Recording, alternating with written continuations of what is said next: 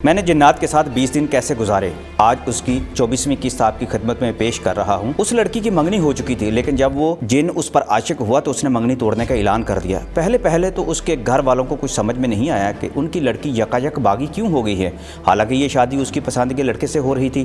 لڑکی کا چہرہ روز بروز پیلا ہوتا جا رہا تھا، اس کے خوبصورت چہرے پر جھریاں پڑنے لگی تھی، آنکھوں کے گرد سیاہ حلقے پڑ گئے اور وہ کھوئی سی مدہوش نظر آنے لگی۔ ماں کو شک ہوا کہ وہ بیمار ہے۔ اس نے بیٹی سے بہت پوچھا مگر اس نے کچھ نہیں بتایا۔ ماں اس کی ٹو میں لگ گئی۔ اس نے بیٹی کے معمولات پر نظر رکھی۔ اس نے غور کیا کہ وہ رات ہونے کا بے چینی سے انتظار کرنے لگتی ہے اور اس کے سونے کے معمولات اور عادات بدل رہی ہیں۔ لڑکی پہلے کمرے سے باہر گھر کے باقی افراد کے ساتھ صحن میں سوتی تھی۔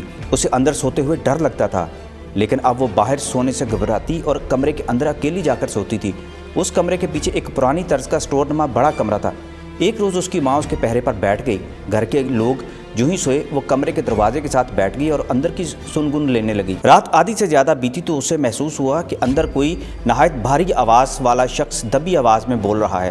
صبح ہوئی تو وہ عورت اندر داخل ہوئی۔ اس نے پورا کمرہ اور اسٹور چھان مارا مگر اندر کوئی مرد دکھائی نہیں دیا۔ اس نے ایک نظر بیٹی پر ڈالی۔ اس کے بال بکھرے ہوئے تھے، چہرے پر اذیت کے آثار تھے۔ اس نے بیٹی کو ہلا جلا کر دیکھا۔ اس نے خوابیدہ حالت میں نظریں کھولی۔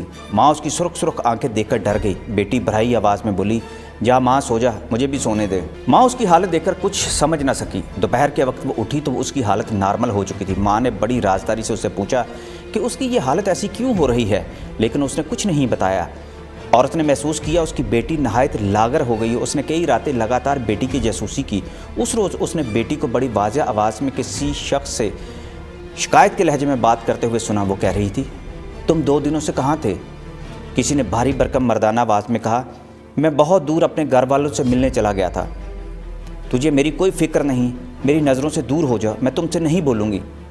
جواباً وہ بڑے پیار بھرے انداز میں بولا، پگلی میں تم سے دور کہاں جا سکتا ہوں؟ دیکھو میں تمہارے لیے یہ انگوٹھی لے کر آیا ہوں، یہ ہے ہیرے کی انگوٹھی، پہن کر دیکھو کتنی خوبصورت لگے گی تمہاری انگلی میں۔ اس کی بیٹی انگوٹھی پکڑ کر بولی، واقعی بہت خوبصورت ہے، تمہاری آنکھوں کی طرح چمک ہے اس میں۔ نہیں، یہ چمک تمہارے چہرے کی چاندنی کے آگے ماند پڑ جاتی ہے۔ تم وہ ہیرا ہو جس کی تلاش میں برسوں سے بھٹک رہا تھا۔ چل جھوٹے، تم جن لوگ بڑے ہی جھوٹے، دغاباز اور باتونی ہوتے ہو، بالکل ہمارے مردوں کی طرح عورتوں کو جھانسا دیتے ہو۔ اس کے بعد اس کی بیٹی اور اس شخص نے کیا کہا وہ عورت سننے کی تاب نہ لا سکی۔ اس پر یہ عقدہ کھل گیا کہ وہ مرد دراصل ایک جن ہے جو اس کی بیٹی کی زندگی برباد کر رہا تھا۔ وہ خوفزدہ ہو گئی۔ پاک باز عورت تھی، اللہ اور قرآن پاک پر پورا یقین رکھتی تھی۔ اس نے جلدی سے چاروں کل اور آیت الکرسی پڑھی اور کمرے پر پھونک دی۔ جواب میں اندر سے وہ جن اس قدر اذیت ناک انداز میں چیخا کہ پورا کمرہ اس کی دہشت سے تھرا گیا اور صحن میں سوئے مرد عورتیں سبھی جاگ پڑے۔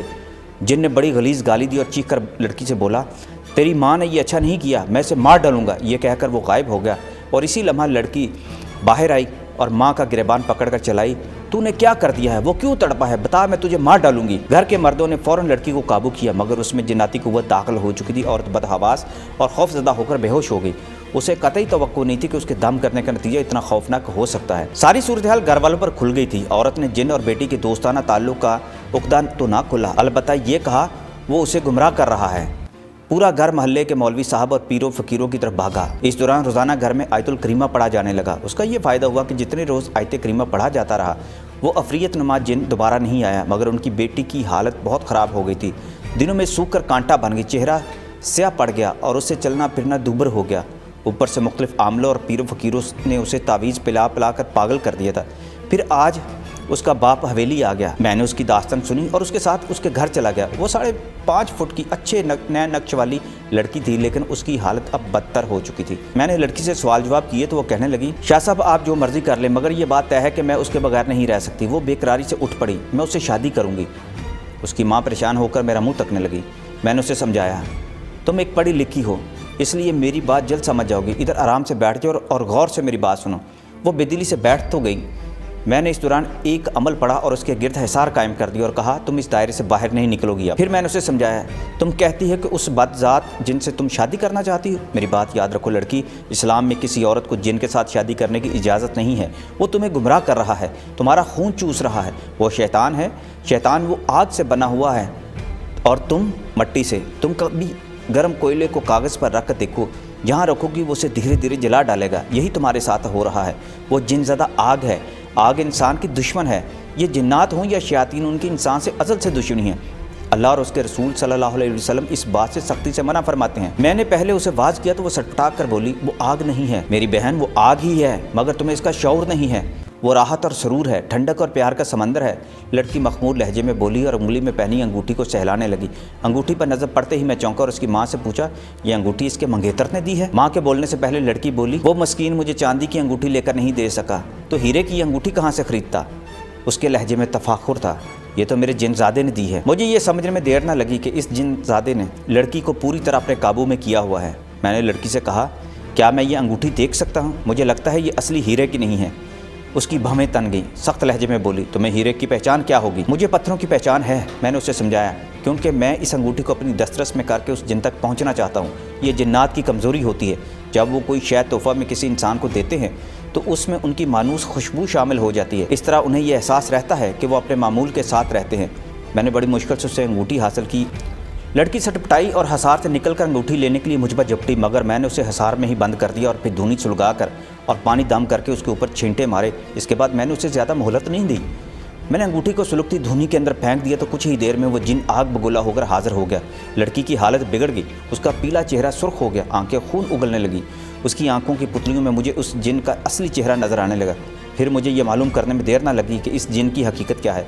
میں نے حسب روایت اس سے مکالمہ شروع کیا۔ کوئی بھی اچھا عامل سب سے پہلے جنات کا حدود و اربا اور ان کے مقاصد معلوم کرتا ہے، پھر اسے موقع دیتا ہے کہ وہ مغلوب کی جان چھوڑ کر چلا جائے۔ اگر وہ سرکش اور ہٹ درم ہو تو پھر عامل اس سے مقابلہ کرتا ہے اور اسے اپنے قابو میں کر لیتا ہے۔ اس موقع پر اگر وہ جن عامل سے طاقتور ہے تو پھر عامل کی خیر نہیں ہوتی، نہ صرف عامل بلکہ مغلوب کے گھر والوں کو بھی نقصان پہنچاتا ہے۔ میں نے اس کا نام پوچھنا چاہا تو وہ زخمی درندے کی طرح ڈکرایا اور بولا، میں نام نہیں بتاؤں گا، تم کہاں کے رہنے والے ہو؟ اس پر وہ مجھے دھمکی دے کر بولا، میں جہاں بھی رہتا ہوں تمہیں اس سے کیا؟ یاد رکھو اگر تم نے کوئی عمل پڑھا تو میں اس لڑکی کو مار ڈالوں گا اور تمہیں بھی اور اس بڈھی کو بھی۔ لڑکی کی ماں سہم کر دیوار سے لگ گئی۔ میں نے دم شدہ پانی اس پر چھڑکا اور جن سے مخاطب ہوا، بس ایک موقع تمہیں دے رہا ہوں، لڑکی کی جان چھوڑ دو اور چلے جاؤ۔ میں جان گیا کہ تم یہاں کے رہنے والے نہیں ہو۔ تمہیں کیسے پتہ چل گیا کہ میں یہاں کا رہنے والا نہیں ہوں؟ وہ خونخوار نظروں سے مجھے دیکھتے ہوئے بولا، یہاں رہنے والے جنات میرے نام سے آگاہ ہیں، تمہارا رنگ اور بو اس بات کو ظاہر کرتی ہے کہ تمہارا پنجاب سے کوئی تعلق نہیں ہے۔ میں پنجاب کے جنات کی بو پہچان لیتا ہوں۔ کیا میں غلط کہہ رہا ہوں؟ جواب میں وہ مجھے گھر کر رہ گیا۔ میں نے اسے زیادہ موقع نہیں دیا اور اس پر گھیرا تنگ کرنے کے لیے وظیفہ پڑھنے لگا اور جنات کو تسخیر کرنے والا عمل پڑھ کر اسے حصار کے اندر ہی قید کر دیا۔ وہ بہت دھمکیاں دیتا رہا، اکڑ دکھاتا رہا، لیکن میں نے اسے بے بس کر دیا۔ وہ سرکش جن تھا، اس کے باوجود جلدی قابو میں آ گیا۔ اس کی عمر ابھی 70 سال تھی اور تازہ بالغ ہوا تھا، اس لیے میرے علوم کے آگے زیادہ دیر تک ٹھہر نہ سکا۔ میں نے اسے لڑکی کے اندر سے باہر نکالا اور دھونی تیز کر کے اسے دھوئیں کے اندر قید کر دیا۔ اب وہ اپنی اصلی شکل میں مردہ چھپکلی کی طرح دھوئیں میں بیٹھا تھا۔ عورت اس کی آواز سن سکتی تھی، وہ اسے دیکھتی تو غش کھا کر گر جاتی۔ لڑکی بے ہوش ہو کر حصار میں گر گئی تھی۔ عورت اس کی طرف بڑھی تو میں نے اسے روک دیا۔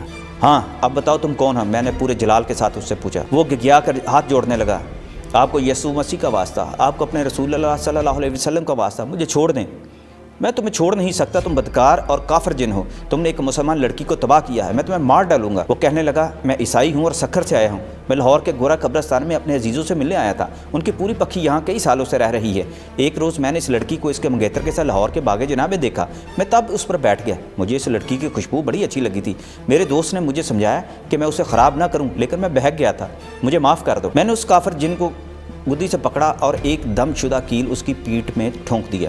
وہ دہشت ناک چیخ مار کر بولا، ہائے میں مر گیا، تم نے مجھے اپاہج کر دیا ہے۔ پھر میں نے دھونی کو تیز کیا اور اس کا کام تمام کر دیا۔ اس کے بعد بہت سے وظائف پڑھے، کمرے کو پاکیزہ کیا اور صدقہ خیرات کیا۔